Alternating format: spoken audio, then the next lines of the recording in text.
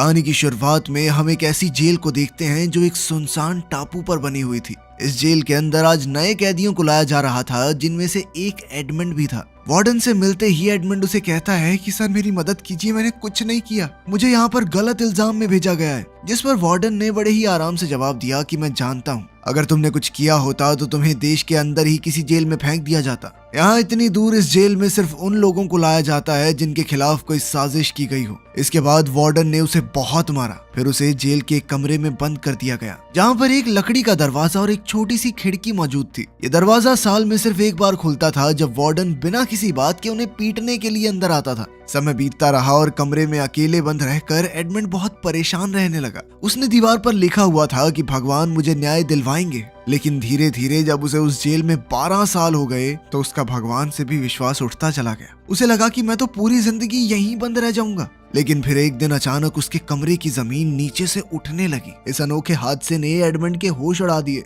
उसे लगा जैसे कोई भूत उसके सामने आ गया हो। कुछ देर घबराने के बाद एडमंड ने देखा कि जमीन के नीचे से एक इंसान बाहर आ रहा था। जमीन के नीचे से निकला हुआ यह आदमी एबे है, जो कि यहाँ से नीचे वाले फ्लोर का कैदी है। पिछले 5 साल से वो एक सुरंग खोद रहा था। किस्मत ने ऐसा चक्कर चलाया कि वो सुरंग सीधा एडमंड के कमरे में आ निकली, मानो भगवान का कोई इशारा हो। एबे के आने से एडमंड को एक साथी मिल गया था जिससे वो बातें कर सके, क्योंकि इतने समय से कमरे में अकेला बंद रह के वो पागल सा होने लगा था। इसके बाद एबे ने बहुत उत्साह से एडमंड को अपने कमरे में बुलाया। उधर एडमंड बहुत खुश था कि उसे पत्थरों से दीवार पर निशान बना बना के समय नहीं काटना पड़ेगा। और जैसे ही एडमंड एबे के कमरे में घुसा तो वो वहाँ का नजारा देखकर हैरान रह गया। एबे का कमरा बाकी कैदियों की तरह नहीं था, एक ठीक ठाक से होटल की तरह कह सकते हैं। वहाँ उसके आराम के लिए कुर्सियां थी और शेल्फ पर पता नहीं कितनी किताबें पड़ी थी। एबे ने एडमंड से वादा किया कि अगर वो सुरंग की खुदाई में उसकी मदद करे तो बाकी बचे समय में एबे उसे पढ़ा सकता है। एडमंड के पास वैसे भी कुछ खास करने को था नहीं, तो उसने तुरंत ही हाँ कर दी। इसके बाद वो दोनों खुदाई का काम शुरू करने ही वाले थे कि तभी उन्हें गार्ड के कदमों की आवाज सुनाई दी। डर से कांपता हुआ एडमंड तुरंत अपने कमरे की तरफ भागा और फिर उसने जल्दी से कचरे वाली टोकरी तैयार कर दी, क्योंकि गार्ड उसके फ्लोर पे भी आने ही वाला था। इस जेल में कमरे का दरवाजा सिर्फ 2 बार ही खुलता है, एक बार कचरा लेने और एक बार शाम का खाना देने के लिए। इसके अलावा पूरे दिन में दोनों के पास बहुत वक्त होगा, जिसमें वो बिना पकड़े जाने की चिंता किए आराम से खुदाई कर सकते हैं सुरंग की। इसके बाद एबे ने अपने बालों का एक छोटा सा गुच्छा काटा, पत्थर से चिंगारी निकालकर उसने बालों को जलाया और एक मोमबत्ती रोशन की। फिर वो दोनों जैसे तैसे सुरंग में घुसकर आगे खुदाई करने लगे। नीचे बहुत कम जगह थी, तो खोदना कोई आसान काम नहीं था। एबे का अंदाजा था कि इसी स्पीड से चलते रहे तो जमीन के बाहर तक पहुंचने में उन्हें कम से कम 3 साल और लगेंगे। एक दिन आराम करते हुए एडमंड को एबे की ही एक किताब में पता चला कि एबे कभी एक बहुत अच्छा तलवारबाज सिपाही हुआ करता था। इसके बाद तो एडमंड ने जिद पकड़ ली कि अगर एबे उसे तलवारबाजी नहीं सिखाएगा तो वो नहीं खोदने वाला आगे सुरंग। एडमंड का अब अपनी जिंदगी में सिर्फ एक ही मकसद था, अपने दुश्मनों से बदला लेना। उसकी बातें सुनकर एबे मान गया और एडमंड को लड़ाई का हुनर सिखाने के लिए तैयार हो गया। एबे ने समझाना शुरू किया कि रफ्तार ही एक योद्धा की सबसे बड़ी ताकत है। एबे ने कमरे में टपक रही बूंदों से एडमंड को एक तकनीक सिखाने का सोचा। उसने टपकती हुई पानी की धार से अपना हाथ इतनी तेजी से गुजार दिया कि वो गीला ही नहीं हुआ, और कहा कि जिस दिन तुम्हारे हाथ इतने तेज हो जाएंगे उस दिन एक काबिल योद्धा बन जाओगे तुम। इसके बाद एबे वापस खुदाई करने चला गया और उधर एडमंड ने अपनी प्रैक्टिस जारी रखी। कुछ दिनों बाद एबे ने दरवाजे से लकड़ी के फट्टे तोड़कर नकली तलवार बना ली और एडमंड को बढ़िया तरीके से तलवारबाजी सिखाने लगा। जब उसकी तलवारबाजी की ट्रेनिंग खत्म होती तो एडमंड पढ़ाई पर ध्यान देता।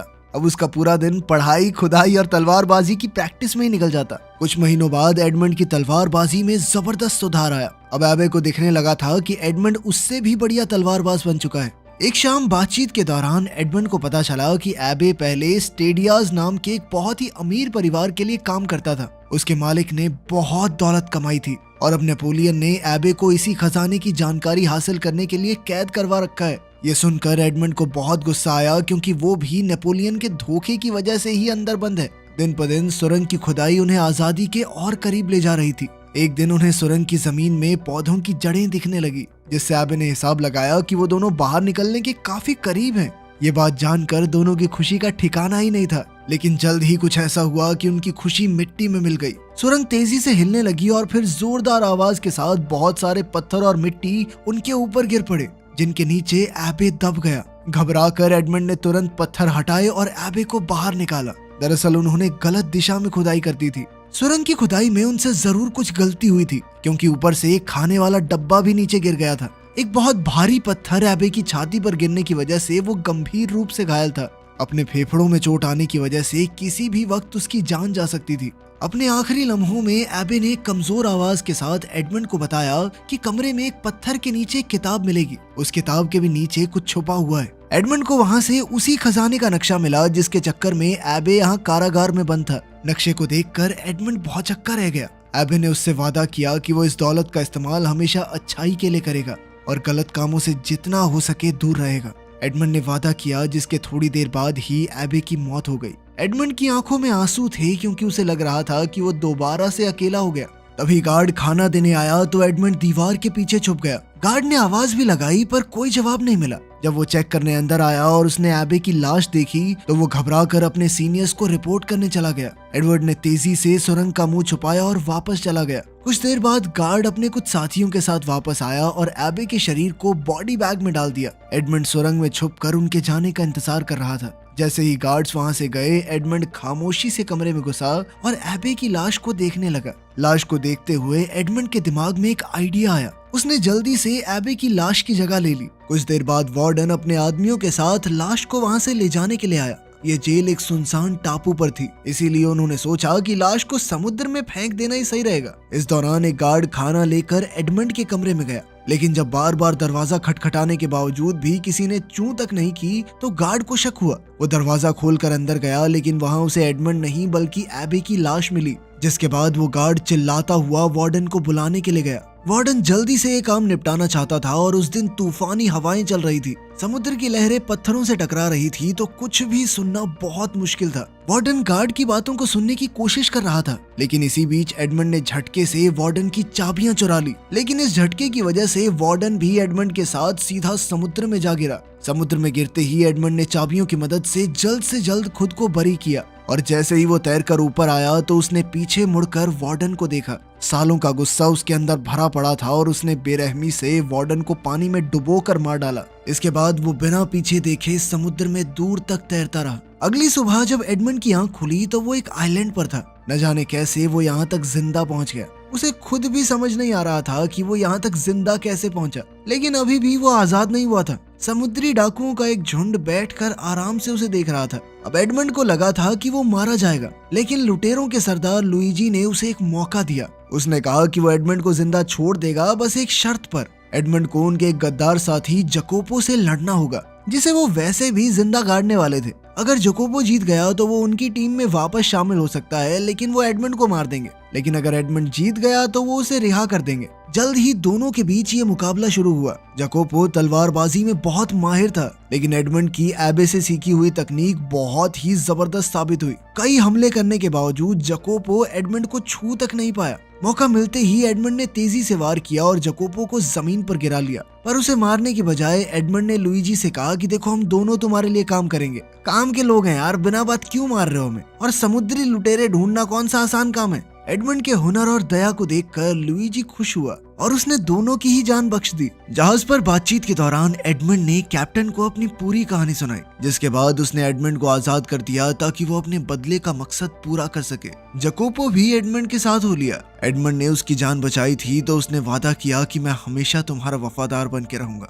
एडमंड ने जकोपो से एक नाव का बंदोबस्त करने को कहा, जब तक कि वो अपने कुछ पर्सनल काम निपटा ले। देर रात एडमंड चुपके से अपने पुराने मालिक के घर गया, लेकिन सब कुछ बदल चुका था। बूढ़े मालिक ने उसे पहचाना तक नहीं। उसे पता चला कि उसके जेल जाने के गम में डूबकर उसके पिता की भी मौत हो गई। इसी खबर से एडमंड को गहरा सदमा लगा और सबसे बड़ी चोट तो उसे तब लगी जब एडमंड ने जाना कि उसके पुराने दोस्त मोंटेगो ने ही उसे फंसाया था और फिर मोंटेगो ने उसी की मंगेतर मर्सिडीज से शादी भी कर ली। अगली सुबह एडमंड और जकोपो पूरी हिम्मत से नाव पर सवार होकर उस दिशा में निकल गए जहां नक्शे में खजाने का निशान बना हुआ था। उन्होंने उस टापू का चप्पा चप्पा छान मारा, पर खजाना नहीं मिला। लेकिन फिर एडमंड को ख्याल आया कि शायद पानी के नीचे कुछ हो। उसने मैप में बताई हुई जगह के पास एक अंडरग्राउंड तालाब में डुबकी लगाई। वहां से कई सारी पुरानी संदूक मिली। जैसे ही उसने एक संदूक खोली तो चमचमाता हुआ सोना दिखाई दिया। जकोपो खुशी से झूम उठा और उसने जितना हो सके उतना सोना नाव में भर लिया।